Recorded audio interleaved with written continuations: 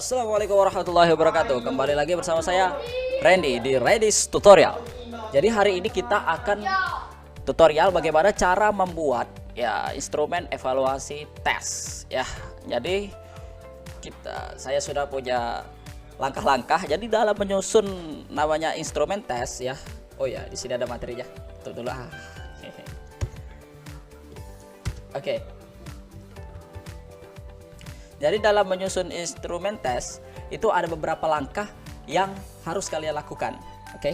Yang pertama, kalian harus menentukan tujuan dari membuat instrumen tersebut, atau bisa disebut dengan KI juga, kompetensi inti, atau bisa dengan KD. Nah, habis itu nomor 2 itu harus membuat yang namanya tabel spesifikasi atau kisi-kisi. Jadi di sini ada kisi-kisi yang berisi tentang ada KD, ada nomor dari soal, ada soalnya, ada tingkat kesukaran soalnya, ada dalam taksonominya itu berada di C berapa gitu ya. Jadi ya selanjutnya yang nomor 3 itu menyusun butir dan kunci jawaban. Jadi ketika kita membuat tes instrumen evaluasi, kita juga harus menyusun butir-butirnya. Ingin butirnya itu berupa esai, mau butirnya itu berupa pilihan ganda, mau butirnya itu berupa isian, itu kita harus susun. Dan juga harus ada kunci jawabannya. Kenapa? Karena kalau nggak ada kunci jawabannya itu nanti akan merasakan ambigu ya. Jadi soalnya itu akan ambigu dan berpeluang untuk mendapatkan 2 kunci jawaban atau mendapatkan 2 jawaban gitu ya, ketika kita tidak menyusun langsung dengan kunci jawaban. Habis itu kita akan masuk ke tahap yang keempat, yaitu merupakan tahap validasi atau validitas. Jadi apakah soal yang telah kita buat itu apakah benar-benar sudah valid dan bagus digunakan untuk siswa-siswa nantinya. Habis itu setelah digunakan tahap validitas bersama guru, biasanya guru maupun dosen, maka kita lanjut ke tahap revisi bahwa yang kita buat ini ada yang salah-salah misalnya gitu kan. Habis itu kita akan revisi dan memperbaikinya kembali supaya menjadi yang lebih baik. Selanjutnya kita lakukan uji coba atau testing kepada peserta didik atau siswa. Jadi tes ini boleh kita melakukannya secara daring maupun secara offline ya.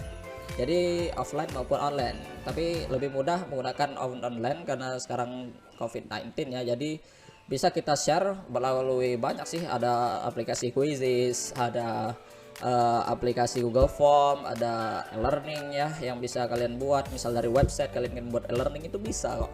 Habis itu kalau nggak bisa gunakan Google Classroom dan lain-lain bisa. Nah, untuk uji cobanya, habis itu nomor 7 analisis hasil uji coba. Bagaimana analisisnya, bagaimana hasil dari siswanya mengerjakannya, apakah mencapai dengan target KKM, target awal. Misal target awal kita 60 harus maunya, apakah banyak siswa yang mendapatkan nilai di atas 60. Nah, kita akan analisis gitu deh. Boleh kita mencari untuk rata-ratanya, habis itu berapa orang yang mendapat nilai di atas rata-rata gitu ya. Habis itu yang ke-8 itu revisi lagi, kita revisi lagi apakah benar-benar itu instrumen evaluasi kita benar-benar sudah bekerja dengan baik, atau kalau memang sudah bekerja dengan baik pada saat ini memang revisi paling hanya sedikit revisi atau bahkan tidak ada revisi lagi. Yang ke-9 itu merakit kembali atau melihat tatanan ulang dari instrumen yang telah kita buat gitu. Kalau sudah fix, sudah instrumen itu bisa dipakai untuk sekolah tersebut gitu. Oke, selanjutnya kita akan lihat bagaimana step-step dalam membuat itu. Nah, sebelum kalian membuat dalam instrumen ya, jadi ada beberapa hal yang harus kalian dahulukan terlebih dahulu. Yang pertama itu kalian harus mengetahui apa itu taksonomi Bloom. Jadi taksonomi Bloom adalah tingkat kesukaran dari sebuah soal atau tingkat kesukaran dari sebuah permasalahan yang diajukan untuk melihat di tingkat mana sih soal itu. Misal di sini ada C1, ada C2, ada C3, C4, C5 dan C6. C1 merupakan pengetahuan, C2 merupakan tingkat pemahaman siswa, C3 itu sudah masuk kepada aplikasi ya dalam kehidupan. Habis C4 itu membuat siswa itu menganalisis apakah soal ini menjerumus kemana, itu merupakan biasanya soal cerita. C5 itu sudah evaluasi dan C6 itu kreasi yang sudah berkompleks dengan materi-materi lain gitu ya. Dan tidak hanya dalam satu subbab, bisa dengan bab yang lain gitu. Nah, di sini ada taksonomi Bloom, di sini ada kata-kata yang mempermudahkan kita untuk menyusun yang namanya kompetensi dasar dan juga indikator. Jadi ketika kita membuat indikator dan kompetensi dasar, biasanya akan memuat kata-kata yang ada di tabel-tabel ini. Nah, ini merupakan taksonomi Bloom yang terbaru ya, ada C6. Ini bisa kalian akses di website eger.net, itu ada di WordPress, dan juga bisa Anda akses di link Kemendikbud juga ada ini ya. Jadi saya ambil yang ini aja karena ini yang kebuka tadi. Oke, kita lanjut. Nah, di sini ada C1, ada yang namanya mengutip, ada yang namanya menyebutkan, ada yang namanya menjelaskan, menggambarkan, membilang, dan lain-lain. Dan ketika itu kalian gunakan di indikator, digunakan dalam kompetensi dasar ketika Anda membuat sebuah instrumen, maka itu masuk ke dalam C1 ya. Habis itu misalnya C2. C2 misalnya ada yang kalian gunakan itu siswa dapat menjelaskan bagaimana pengertian dari statistika. Itu masuk ya. Atau C2 siswa dapat merinci ya, atau di sini ada yang namanya menghitung. Siswa dapat menghitung nilai median, nilai modus, itu merupakan C2. Nilai menghitungnya itu dalam bentuk data yang sudah ada gitu. Nah, itu masuk dalam aplikasi pemahaman ya. Nah, habis itu bisa langsung ke C3, misalnya menentukan. Siswa dapat menentukan nilai median. Jadi itu ada kasus ya, ada kasus, di kasus. Jadi siswa itu ditentukan untuk menentukan nilainya, misalnya berat badan ya, habis itu kita tinggi badan gitu. Itu merupakan dalam statistikanya, misalnya berat badan ini data-datanya. Habis itu tentukanlah nilai modus. Nah, itu sudah masuk di C3 atau aplikasi dalam soal gitu ya. Nah, itu C3. Habis itu yang C4 gitu ya. C4 itu menganalisis dari soal tersebut. Nah, menganalisis tipe soal yang sudah analisis. Jadi ada lebih kompleks lagi, tidak hanya berpatokan dengan rumus itu dibalik-balik. Nah, misal di sini misal ada mendiagramkan, misal siswa dapat membuat diagram, itu sudah masuk ke C4 karena dia harus menganalisis misalnya dalam sebuah tabel. Nah, ada tabel distribusi frekuensi, itu si peserta didik itu harus bisa membuatnya dalam bentuk tabel. Itu sudah membentuk analisis dari sebuah siswa gitu ya. Oke, yang selanjutnya itu ada C5. C5 di sini kita ada lihat ada menilai, membandingkan. Nah, misalnya kita membandingkan, siswa dapat membandingkan Q1, Q2, Q3. Bagaimana cara membandingkannya itu? Ya harus paham dalam konsep tersebut. Itu sudah masuk. Misalnya siswa dapat menghitung Q1, Q2, Q3. Q itu kuartil ya. Nah, habis itu ada kreasi. Nah, misalnya di sini ada mengumpulkan, menyusun. Nah, siswa dapat menyusun rangkaian dari beberapa konsep dalam statistika. Nah, misal konsepnya itu ada bukan selain median min modus ya, tapi akan dicampur dengan aljabar gitu. Ketika aljabarnya ikut masuk karena nggak ada nilai yang diketahui di tengah, jadi dia akan berbentuk X. Jadi kita akan pakai aljabar juga di situ. Habis itu harus menggunakan statistika juga, harus menggunakan feeling, harus menggunakan nalar, dan bisa juga menggunakan operasi-operasi matematika lainnya. Itu merupakan tahap dalam kreasi atau C6. Nah, sebuah instrumen yang baik itu menganut yang namanya C1, C2, C3, C4, C5, C6. Jadi semua C di sini ya. Jadi semua tingkatan soal itu ada di sebuah instrumen tersebut. Itu merupakan instrumen yang baik ya untuk digunakan untuk di peserta didik. Kenapa itu merupakan instrumen yang baik? Kalau kita C1, C2, C3, C4, C5, C6 kita satukan di dalam satu buah tes atau instrumen ya. Karena kita akan melihat bagaimana tingkat kemampuan siswanya benar-benar gak. Kalau ada nilai siswa ya dalam tes itu berapa kan nilai 100, jadi dia menguasai C1, C2, C3, C4 dan C6. C5, C6. Nah, jadi dia menguasai seluruhnya. Misalnya ada yang dapat nilai 80, dia kesalahan di mana? Di C6. Oh, jadi siswa itu berada di C5 sekarang. Oh, dia tuh mendapatkan nilai 70. Nah, harus dilihat oh ternyata sampai J4 pengetahuannya, itu hanya sampai analisis, dia belum bisa mengeluarkan tahap ke evaluasi. Jadi kita dapat mengetahui tingkat kemampuan siswa gitu ya. Dan juga di sini ada selain mengetahui tingkat kemampuan dan juga tingkat pemahaman siswa. Misal ada siswa yang hanya mendapatkan nilai 30, misalnya hanya bisa C1 sama C2. Nah, itu merupakan bahan untuk evaluasi dari siswa tersebut. Jadi bisa mempermudah bagaimana untuk menambah atau wawasan dia supaya bisa naik ke CC berikutnya gitu. Itu ya, jadi langkah awal yang harus kalian perhatikan adalah menggunakan taksonomi Bloom atau tingkatan-tingkatan soal yang sesuai gitu. Dan sebuah instrumen itu harus menggunakan taksonomi Bloom yang bagus, instrumen yang bagus menggunakan taksonomi Bloom dari C1 sampai J5 dan memadukannya gitu. Oke, sudah berapa menit ini? Kita lanjut ya. Oh ya, kita lanjut. Nah, ini merupakan instrumen yang telah saya buat. Jadi biasanya instrumen itu ada 3 file atau 3 bagian ya. Yang pertama ada bentuk instrumennya, di sini. Di sini saya ada kisi-kisi soal alat instrumen pembelajaran matematika di SMP ya, di sekolah menengah pertama. Jadi di awal itu ada di sini ada mata pelajarannya itu apa ya, matematika. Habis itu materinya itu apa, statistika. Jumlah waktunya berapa dalam pengerjaan soal, misalnya di sini 60 menit.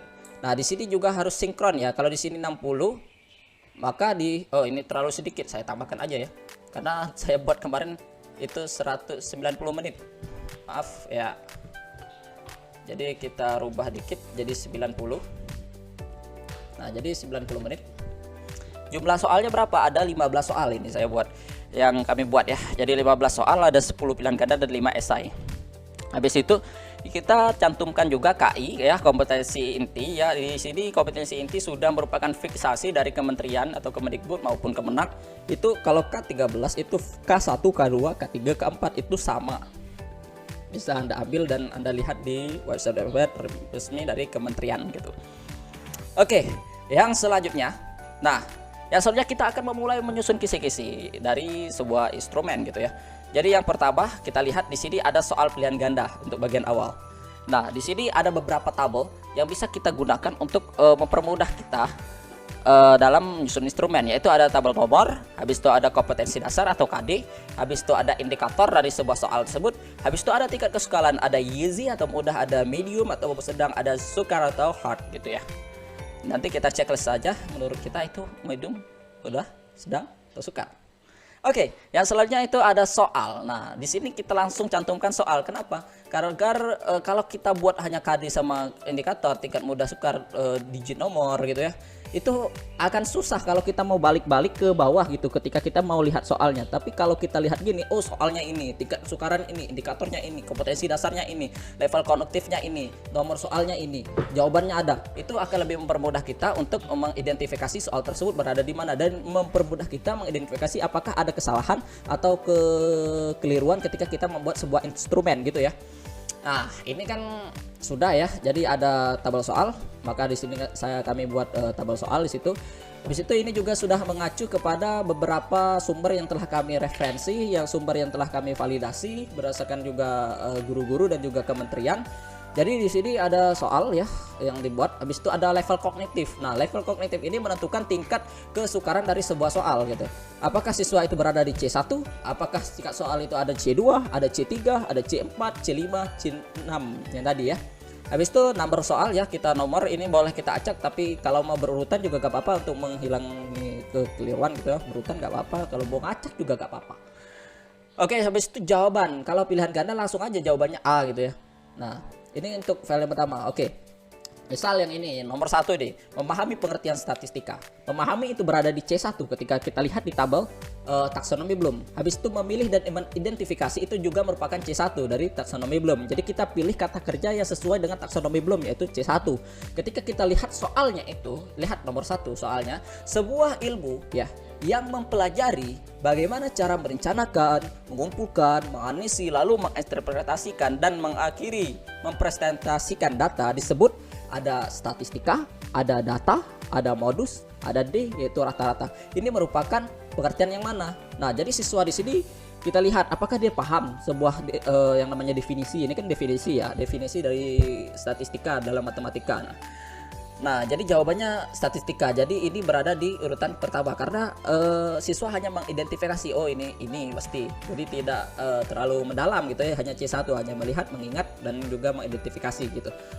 Nah, ini harus dilihat karena ini tingkat soalnya juga mudah. Jangan sampai siswa nggak bisa jawab. Kalau nggak bisa jawab, jadi mau lari kemana lagi, bahwa C1 saja nggak bisa gitu ya. Jadi kita harus lihat juga ya. Benar ya, 1A. Nomor 2, misalnya memahami dalam membaca diagram. Nah, di sini ada diagram. Nah, dan juga kompetensi dasar, indikator sama soal itu harus sesuai. Harus sesuai, jangan sampai ada yang tidak sinkron. Ketika di sini ditulis diagram, indikatornya diagram, soalnya juga harus berupa diagram.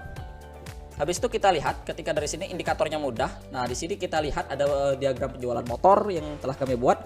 Nah, di sini pertanyaannya penaikan 20%. Jadi siswa ini sudah masuk ke C2, yaitu menghitung dan memahami. Ini menghitung ya, dan membaca itu masuk ke C2 ranahnya itu. Jadi sudah mulai menghitung. Jawabannya sudah ada di sini A, nomornya 2. Oke. Dan lanjut nomor 3 ya, sama ini sudah masuk ke soal medium di mana ada aljabarnya juga di sini. Nah, di sini kita menggunakan menentukan nilai median, sedangkan indikatornya itu menentukan nilai median dari suatu data yang telah disajikan. Jadi ini akan lebih kompleks lagi. Nah, dari nomor 3 di situ ada data ya.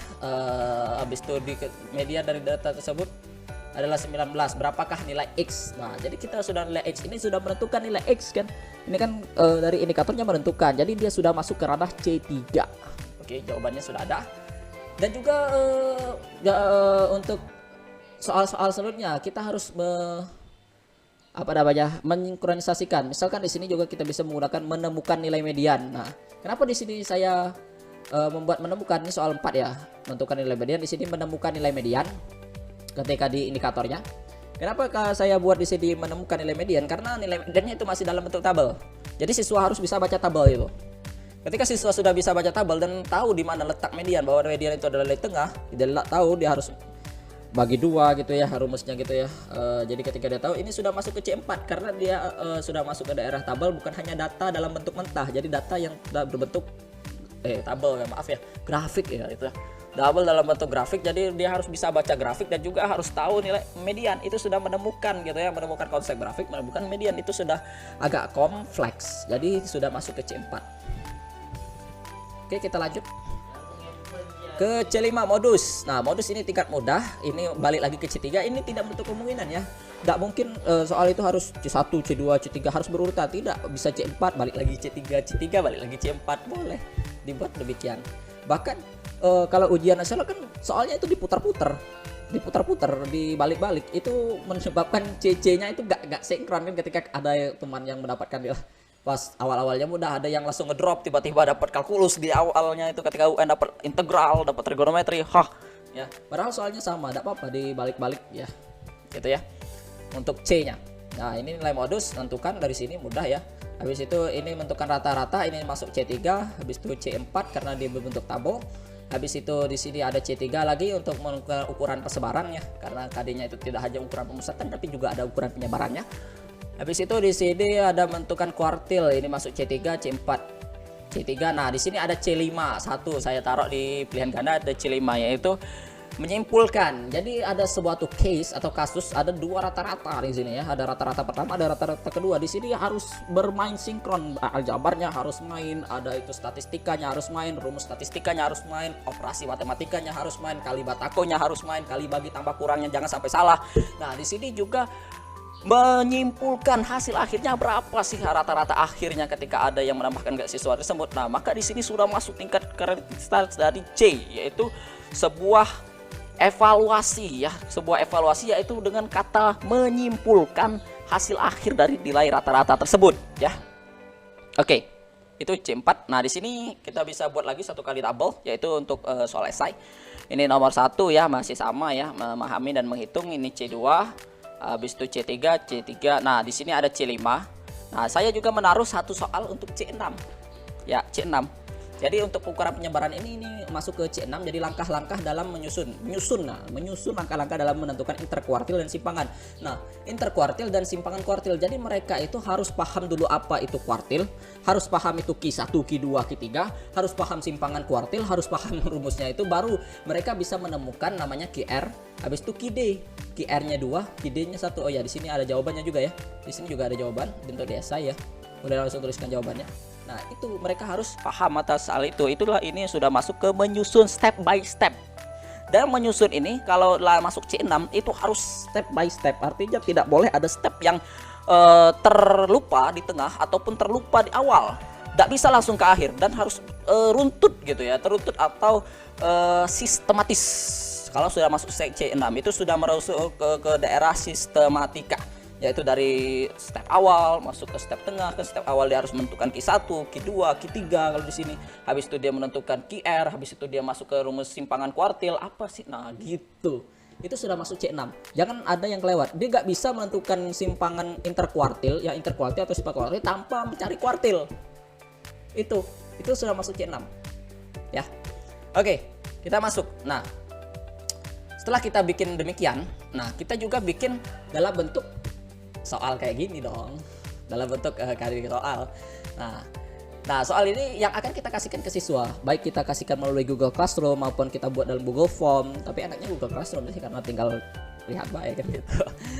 Oke, jadi di sini kita buat perintah, habis itu waktunya berapa, kelasnya berapa, pokok bahasannya apa, ujian judulnya apa, ada kopnya biasanya. Kopnya itu kalau sekolah, kalau kita kan masih UIN ya sudah gak apa-apa kita ke kop UIN karena kita dipakai untuk di sekolah ini ya. Habis itu petunjuk yang soal gitu, kita harus memberikan petunjuk juga agar siswanya ada bingung. Ini ada ABC, ini disilang, dibulat, dilingkar, nah itu kan. Itu maksudnya ada pengguna soal. Nah di sini ada A, pilihlah jawaban, berikan tanda X ya, silang. Nah jadi kita lihat ini kita silang tek tek tek tek, atau kalau dalam lembaran jawaban kita silang di lembaran jawabannya, atau kalau dalam kertas A B C gitu ya. Nah habis itu ini soalnya tadi tinggal kita salin aja dan buat bentuk kayak gini. Ada esai. Nah gini ya. Oke, ini untuk step yang kedua, file yang kedua, yaitu kalian harus bisa membuat yang namanya soal instrumen untuk siswa yang kalian share gitu ya, atau kalian bagi. Nah, yang selanjutnya itu kalian juga harus menentukan kunci jawabannya. Walaupun di sini sudah ada kunci jawaban, tapi kunci jawabannya hanya singkat A, B, C, D. Habis itu hanya hasil akhir aja, dan di sini kita buat pembahasannya. Misalnya ini A, apa sih? Jawabannya A ya. Di sini nah penyelesaiannya apa gitu kan. Jalan-jalannya apa? Gini tak tak tak tak tak tak tak tut. Oke. Ya. Oke. Nah, setelah seluruh soalnya selesai, ini kan sudah selesai semua nih. Kalau udah selesai, sudah selesai dari pembuatan instrumen kita ya. Ada 3 file utama, yaitu ada file dari kisi-kisinya, ada file dari instrumen untuk siswanya, ada file untuk kunci jawabannya. Nah, setelah itu apa yang kita lakukan? Sudah menyusun butir, kita melakukan validasi kepada guru. Kalau gurunya oke, sip, mantap, nggak ada lagi yang perlu direvisi, oke, sip, kita sudah. Habis itu kalau ada yang revisi aja. Habis itu kita uji coba kepada siswa, berapa sih dapatnya nanti, boleh menggunakan via online maupun offline. Habis itu kita lihat analisis, kita cari rata-ratanya. Habis itu siapa yang dapat nilai di atas rata-rata, misalnya kalau kalian bataskan dengan KKM, siapa yang di atas KKM gitu kan. Habis itu revisi lagi kalau masih ada yang ingin direvisi dari soal-soal tersebut, misalnya ada kesalahan ketik, ada yang salah ini, salah itu, salah tat kan. Oh salah tah, sorry, Atta Halilintar. Oke. Oke, kita lanjut. Habis itu merakit kembali. Kita melihat lagi bagan-bagannya itu, setiap seluk-beluknya kita lihat apakah sudah fix. Nah, ketika sudah fix itu sudah bisa digunakan dalam instrumen evaluasi. Baik Anda gunakan untuk bagikan ke share dengan guru-guru yang lain, atau share dengan sekolah Anda, atau share maupun mau Anda jual gak apa-apa juga kalian jual. Oh, kayaknya ini bisnis yang menguntungkan sekali. Saya mau jual juga ini instrumen evaluasi ini. Sampai tahu ada guru-guru yang mau gitu kan. Oke. Mungkin cukup sekian ya untuk tutorial kali ini. Dalam pembuatan instrumen evaluasi, jangan lupa like, share, and subscribe. Dan juga jika kalian ingin membeli Adobe Macromedia Flash 8 ya, ada di tutorialnya di channel saya ya. Kalian bisa DM IG @rensaputramaali. Dan juga jika kalian ingin membeli Microsoft 365 versi original, mendapatkan 1 akun untuk 5 PC dan 5 smartphone, itu kalian juga bisa DM di @IG saya di @rensaputramaali.